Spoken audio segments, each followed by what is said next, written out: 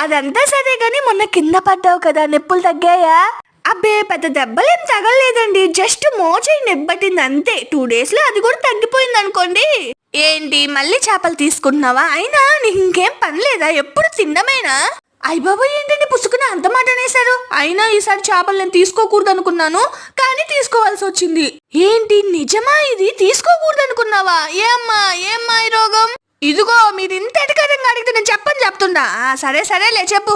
నేను చేపలు కొందామనే వెళ్ళాను, కానీ ఈ చేపలు కాదండోయ్, బుడ్డి చిన్ని చేపలు ఉంటాయి చెరువులలో లేకపోతే వాగులలో పడుతుంటారు చూడండి, నెట్టేసేసి.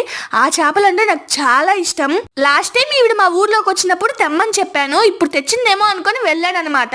తీరా అక్కడికి వెళ్ళి చూస్తే ఈ చేపలే ఉన్నాయి. లాస్ట్ 1 kg అమ్మ తీసుకో, మేము ఇంటికి వెళ్ళిపోతాం అంటే తీసుకోవాల్సి వచ్చింది. మా విలేజ్ కి ఎప్పుడు వచ్చినా 120 రూపీస్ కే ఫిష్ అయితే ఇచ్చేస్తారు. మరి మీ దగ్గర ఎంత కాస్ట్ ఉంటుంది?